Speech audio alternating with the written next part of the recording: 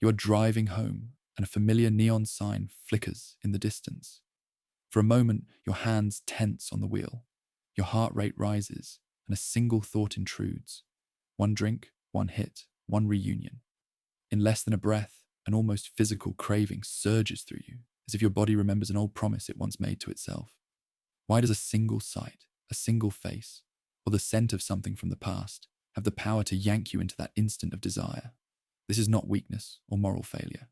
It is biology, memory, and a brain system built to survive, but co-opted by addiction. At its core, addiction is a hijacking of the brain's survival pathways. Our nervous system evolved to notice and remember cues that predict important outcomes: food, shelter, safety, social bonds. Those cues become deeply encoded because remembering them increase chances of survival. Drugs and alcohol exploit that system. They produce intense, repeatable surges of dopamine and other neurotransmitters, reinforcing the connection between specific environmental cues and the anticipated reward. Over time, the brain does not just learn that the drug is rewarding. It learns that certain places, certain people, even certain times of day are predictors of that reward. The neural pathways that represent those associations become deeply grooved. When a person who has struggled with addiction encounters one of these cues, the bar on the corner, the hallway where they once met an old friend who used with them, the song that played on a particular night, those grooves are activated. The body responds as if a critical survival need is at stake. Heart rate increases, salivation can change, attention narrows, and intrusive thoughts demand action. This is why cravings feel urgent and involuntary. They are automatic responses from memory systems designed for quick action, now responding to an artificially amplified reward history. Understanding this mechanism changes how we approach treatment. It shifts the focus from blaming willpower to understanding learned associations and retraining the brain. That is where modern behavioral therapies come into play.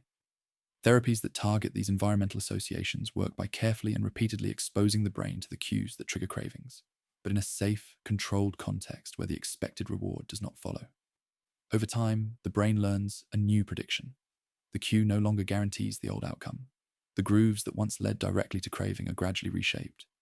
One of the most promising techniques we use is EMDR, eye movement desensitization and reprocessing, adapted for substance-related triggers. EMDR was developed to treat traumatic memories by accessing the brain's natural memory processing systems. In a clinical setting, it helps patients activate distressing memories or cues, while guided bilateral stimulation, typically side-to-side eye movements or tapping, facilitates reprocessing. The procedure allows the brain to reconsolidate the memory in a less charged, less predictive form. For addiction-related cues, EMDRs can reduce the intensity of the physiological response and weaken the automatic link between cue and craving. At our facility, EMDR is integrated with exposure-based methods and cognitive strategies. We begin by mapping the specific cues that trigger each individual: sights, sounds, smells, people, places. Then, in a carefully monitored environment, patients are guided through exposure to these cues while engaging in EMDR protocols. Concurrently, cognitive interventions teach new interpretations and coping responses. The combination accelerates desensitization and empowers patients to reassert control over their surroundings. The result is profound. What once sparked an immediate, uncontrollable urge becomes manageable context, a memory with less charge, a cue that no longer commands action. That does not mean triggers disappear entirely.